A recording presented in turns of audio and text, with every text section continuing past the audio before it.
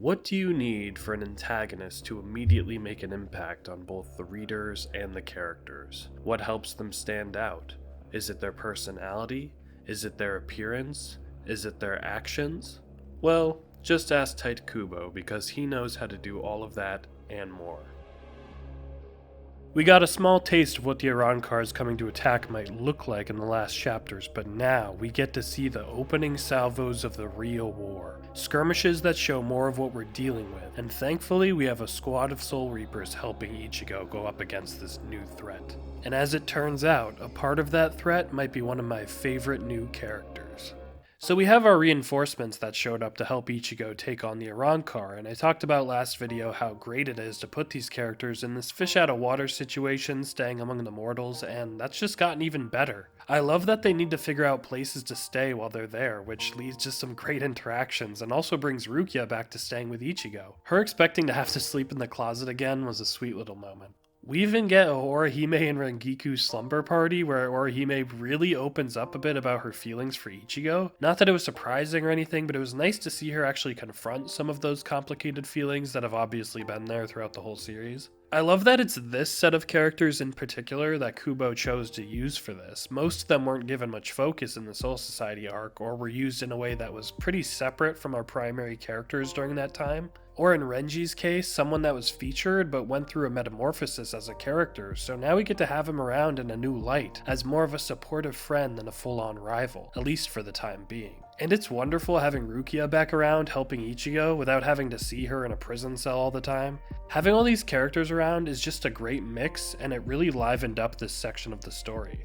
Unfortunately, as prepared as they think they are, they might not be ready for what's coming, or who's coming.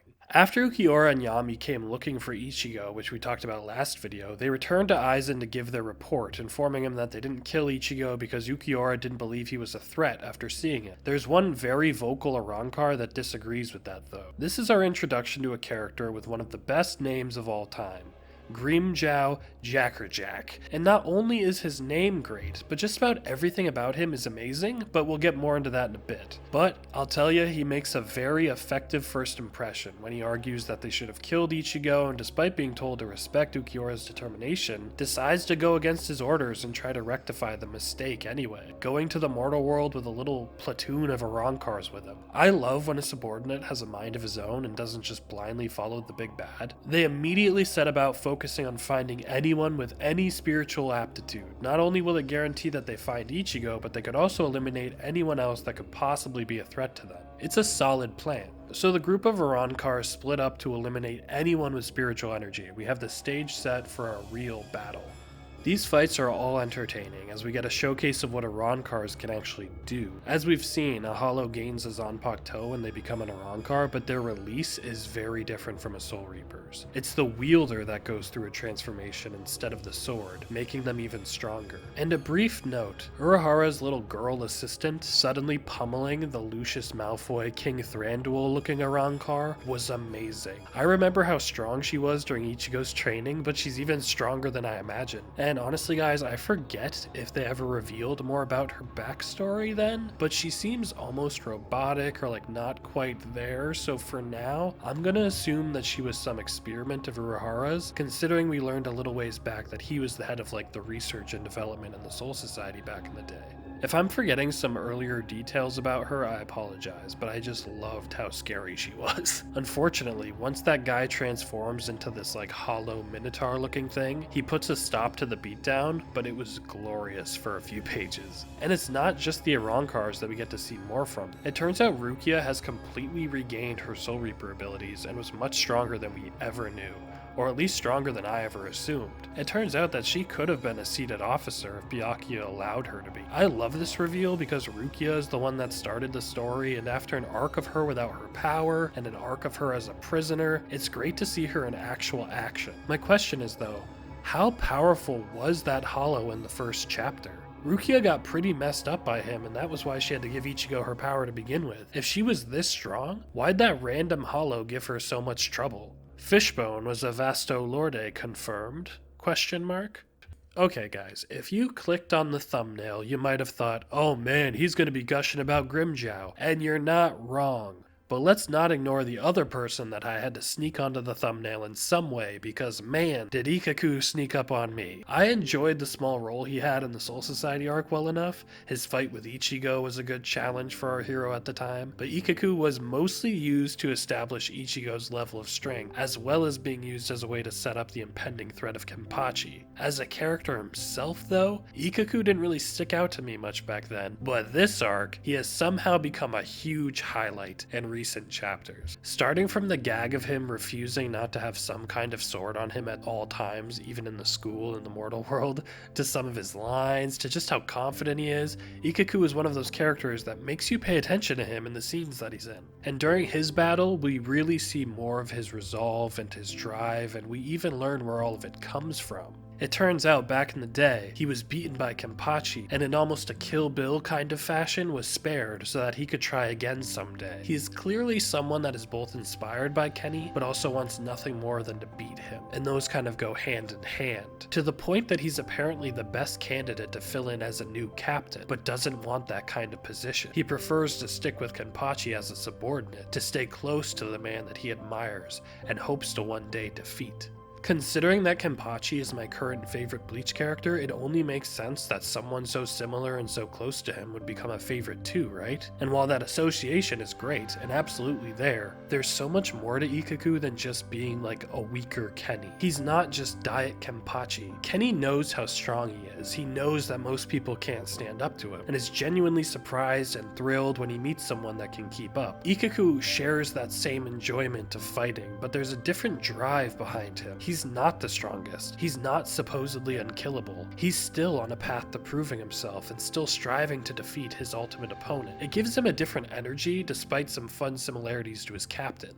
And while Ichigo's Bankai makes his sword smaller and less conspicuous, Ikkaku's Bankai has the complete opposite effect. Just look at that thing. Pure, raw power. I also love that he doesn't even tell most people that he's achieved Bankai at all. He prefers that people don't know, and I love that he manages to pull out the win with his secret Bankai, even when all of the others aren't able to finish off their opponents as quickly as he does. It's honestly probably one of my favorite fights in the series so far, and really endeared me to Ikkaku in the process, and those are my favorite kinds of fights, the ones that reveal so much about a character throughout. I also liked that we got to see more of Captain Hitsugaya's Bankai in action too. He barely got a chance to use it at all against Aizen, so it was cool to see it and even learn about its limitations. We also learned that Captain's and Lieutenant's Soul Reaper powers are restricted when they're in the living world, not able to tap into their full abilities. This was hinted at much earlier in the series, when it was said that Renji was stronger in the Soul Society than he was when Ichigo first fought him in the living world. And once these Soul Reapers' full abilities are unlocked, they're able to get the upper hand and defeat their enemies, but it still took a lot out of them, being a little bit too close of a call. Like, these Soul Reapers almost lost, including a captain. We also learned that there's a hierarchy within the Arrancars, the Espada, who are the 10 most powerful Arrancar that have their own numerical values each are given, that reflect how much power they have. And we find out that Grimmjow is number 6 among the Espada. So he is literally one of the most powerful Arrancars and faces off against Ichigo and Rukia. And let me tell you, Kubo really outdid himself with Grimmjow. The moment he introduces himself to Ichigo and Rukia, he makes it clear that he's different from the others. He's so much more powerful, especially after just watching Rukia slaughter one of his teammates, only to have him nearly kill her with a single blow. That makes it pretty clear where he stands among his peers. And Grimmjow has a kind of swagger to him that no other character in the series has shown so far. It's hard to put into words really, but everything about him feels unique to him. There's obviously something wild and dangerous about him, but something kind of charming too. A lot of it boils down to his design, which just oozes with this like cool, threatening energy, where he just feels unpredictable, like he could lash out at any second, even when he seems at ease. And of all the Hollow Mask pieces incorporated to Arrancar design so far, there's just something special about this one. It really stands out and adds something to the character every time we see his face. With those massive fangs accompanying his smile, it makes every image of him seem fittingly predatory and beast-like, ready to pounce and maul his opponent. It complements Grimmjow's ferocity perfectly, and when I say that this man is ferocious, he pummels Ichigo. And it's not just a Yami situation where Ichigo is distracted. No, he is just far beyond Ichigo's level. It's really scary to see just how badly he thrashes him, making him look completely and utterly helpless, even when he does land a blow, but that's only thanks to the power of his inner hollow slipping out, which Ichigo is also desperately trying to keep in check, even if it's the only way he can stand a chance. And even then, Grimmjow is doing all of this without releasing his power. There's clearly a rivalry from this moment being established, one that's even more volatile than the rivalries Ichigo already has, so I can't wait to hopefully see the eventual rematch between these two at some point. And honestly, Ichigo is lucky when the fight gets interrupted by Tozen, who takes Grimmjow back to Hueco Mundo, annoyed that he decided to enact that mission without authorization, especially since Grimmjow lost the whole squad in the process. Like, Aizen just lost 5 of his soldiers, essentially. And it's a great character moment that Ichigo still considers what happened a loss, even though they successfully drove the Arrancars away. He wasn't able to protect his friends, and only didn't die because another enemy intervened. He didn't beat Grimmjow, he just got spared. Having Ichigo still consider all of this a loss because of his friends getting hurt reinforces how important protecting people is to him.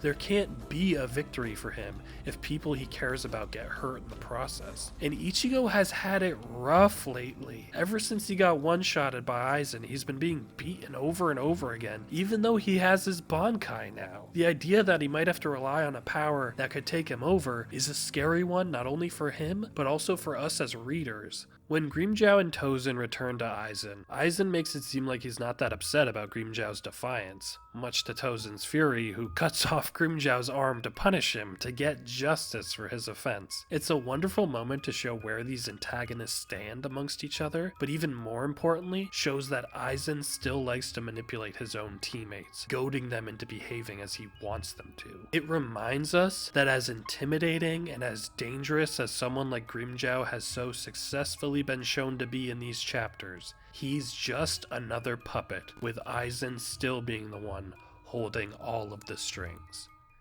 These chapters were fantastic. These fights were fantastic. I loved all the character moments. I loved all the interesting transformations, the Bankais, and it's all topped off by Grimmjow being an incredibly effective antagonist to introduce into the series. So this was great. These past few chapters were so exciting, and this is a defeat in Ichigo's eyes and in our eyes that we're gonna have to deal with, and I'm excited to see where we even go from here after really seeing that we are not ready to face the Arrancars, the Espada, and definitely not Aizen. Can't wait, super excited. Thank you all so much for watching as always. Please comment, like, subscribe, and I'll see you guys next time.